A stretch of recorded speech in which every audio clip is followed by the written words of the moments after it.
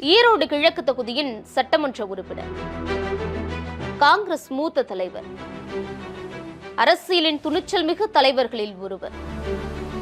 எதிர்க்கட்சியோ கூட்டணி கட்சியோ சொந்த கட்சியோ தைரியமாக விமர்சனங்களை முன்வைப்பவர். யார் இந்த EVKS இளங்கோவன்? காங்கிரஸ் மூத்த தலைவர்களில் ஒருவரான EVKS இளங்கோவன் கடந்த நவம்பர் 13ஆம் தேதி சென்னையில் இருக்கக்கூடிய தனியார் மருத்துவமனையில் உடல்நல பாதிப்பால அனுமதிக்கப்பட்ட சூழல்ல இன்று காலை அவர் சிகிச்சை பலனளிக்காம உயிரிழந்திருக்காரு. 1948ஆம் ஆண்டு ஈவேரா பெரியாருடைய தம்பியான EV கிருஷ்ணசாமியுடைய பேரனாக, அதாவது EVK சம்பத்துடைய மகனாக பிறந்தவர் தான் EVKS இளங்கோவன். மாணவரா இருக்கிறதுலேருந்தே அரசியல் களம் கண்டவர் EVKS இளங்கோவன். ஏன்னா சென்னை மாநில கல்லூரியில பொருளியல் பட்டம் பெற்றவர் EVKS இளங்கோவன். அப்படி காலேஜ்ல படிச்சுக்கிட்டு இருக்கிறப்பயே மாணவரணி செயலாளரா காங்கிரஸ்ல இருந்தவர் EVKS இளங்கோவன். தொடர்ந்து அரசியல்ல சொல்லின் செல்வர் அப்படின்னு எல்லாராலையும் பாராட்டப்பட்டவர் EVKS இளங்கோவனுடைய அப்பா EVKS சம்பத். ஸோ அவருடைய மகனா இருக்கக்கூடிய EVKS இளங்கோவன், அவங்க அப்பாவும் சிவாஜி கணேசனும் ரொம்ப க்ளோஸ் ஃப்ரெண்ட்ஸு. அப்பாவுடைய இறப்புக்கு பிறகாக சிவாஜி கணேசனோடு இணைந்து தன்னுடைய அரசியல் பயணத்தை ரொம்ப தீவிரமா காங்கிரஸ்ல ஈடுபட்டாரு EVKS இளங்கோவன். 1984ல் எம்ஜிஆருக்கு உடல்நிலை சரியில்லை, அதனால அவர் வெளிநாட்டில் ட்ரீட்மெண்ட்காக அனுமதிச்சிருக்காங்க.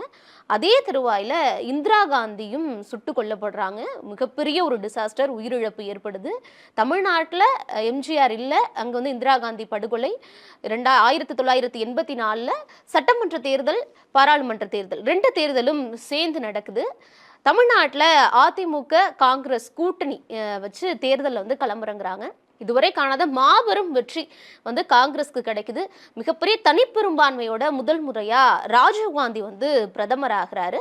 தமிழ்நாட்டிலையும் எம்ஜிஆருக்கு ஒரு மிகப்பெரிய வெற்றி கிடைச்சு 3வது முறையா முதல்வர் ஆகிறாரு எம்ஜிஆர். அப்போ அந்த தேர்தலில் 1984ல் சிவாஜி கணேசன் பிரிவு காங்கிரஸ்ல இருந்து EVKS இளங்கோவன் சத்தியமங்கலத்தில் களமிறங்கியிருந்தாரு. அங்க சட்டமன்ற உறுப்பினராகவும் அவர் தேர்வு செய்யப்பட்டார். எம்ஜிஆர் மறைவுக்கு பிறகாக ஜானகி அணியை சப்போர்ட் பண்ணி வராங்க.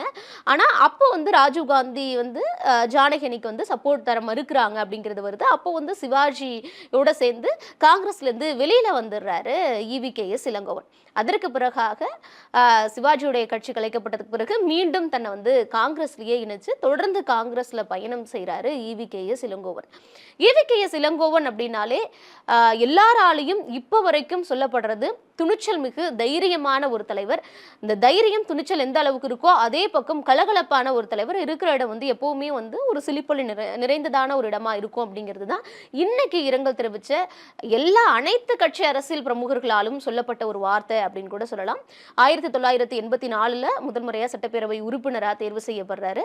அதுக்கப்புறம் 1998ல இருந்து 2000ஆம் ஆண்டு வரைக்கும், அதாவது 2 இயர்ஸ் தமிழக காங்கிரசுடைய பொதுச் செயலாளராக இருக்காரு EVKS இளங்கோவன். 2000லேருந்து 2002 வரைக்கும் தமிழ்நாடு காங்கிரசுடைய தலைவராகவும், 2002 to 2003 செயல் தலைவராகவும், திரும்ப 2014 to 2016 மீண்டும் தமிழ்நாடு காங்கிரசுடைய தலைவராக இருக்கிறாரு EVKS இளங்கோவன்.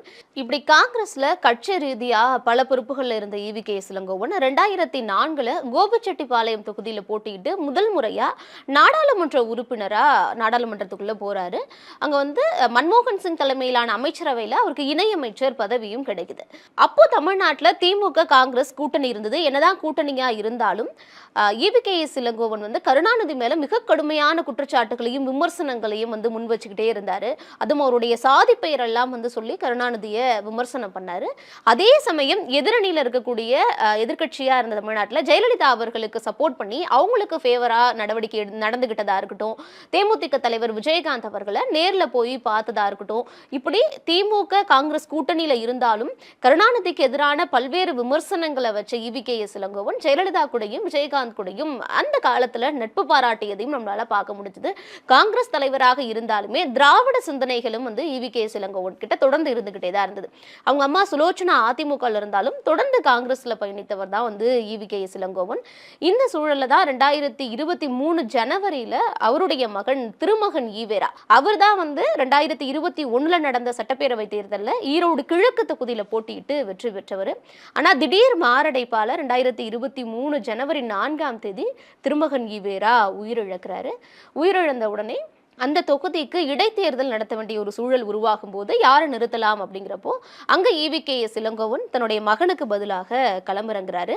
அந்த ஈரோடு கிழக்கு தொகுதி இடைத்தேர்தல் அப்படிங்கிறது எந்த அளவுக்கு பரபரப்பா இருந்தது அப்படிங்கிறது நமக்கு எல்லாமே இன்னும் நல்லாவே நினைவு இருக்கும்.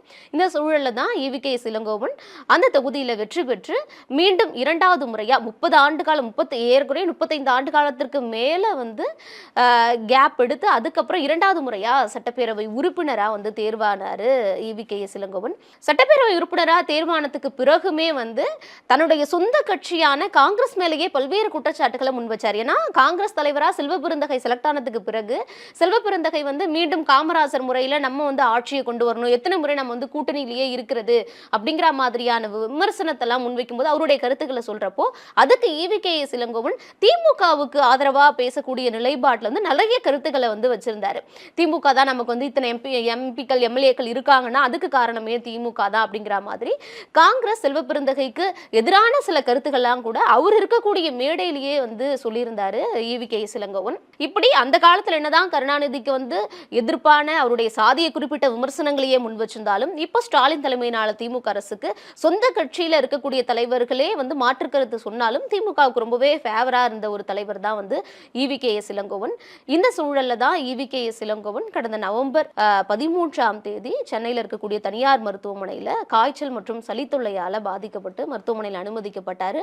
இடையில வந்து ஒரு 2 வாரத்திற்கு முன்னாடியே அவருடைய உடல்ல வந்து பின்னடைவு ஏற்பட்டிருக்கு அப்படிங்கிற மாதிரியான தகவல் வந்த சூழல்ல இன்னைக்கு அவர் எந்த மருத்துவ சிகிச்சையும் பலனளிக்காமல் உயிரிழந்துட்டதா மருத்துவமனை நிர்வாகம் வந்து அபிஷியலான ஒரு அறிக்கையை வெளியிட்டிருக்காங்க. அவருடைய உடல் இப்போ அவங்க வீட்டுக்கும் வந்து எடுத்துட்டு போயிட்டாங்க. ஒருவேளை சத்தியமூர்த்தி பவனுக்கு கட்சி தலைவர்கள் மற்றும் மக்களுடைய அஞ்சலிக்காக கொண்டு வரப்பட்டாலும் கொண்டு வரப்படலாம் அப்படிங்கிற தகவலும் வெளிவந்திருக்கு. அதற்கு பிறகாக மீண்டும் வந்து வீட்டுக்கு எடுத்து செல்லப்பட்டு மின் மயானத்தில் அவருடைய உடல் தகனம் செய்யப்படும் அப்படிங்கிற தகவலும் வெளிவந்திருக்கு. தமிழ்நாடு முதலமைச்சர் MK ஸ்டாலின் அது மட்டும் இல்லாமல் இப்போ கட்சி தொடங்கி இருக்கக்கூடிய தாவேக தலைவர் விஜய் உட்பட பல்வேறு அரசியல் கட்சி பிரமுகர்களும் தொடர்ந்து EVKS இளங்கோவன் அவர்களுடைய மறைவுக்கு இரங்கல் தெரிவிச்சிட்டு இருக்காங்க.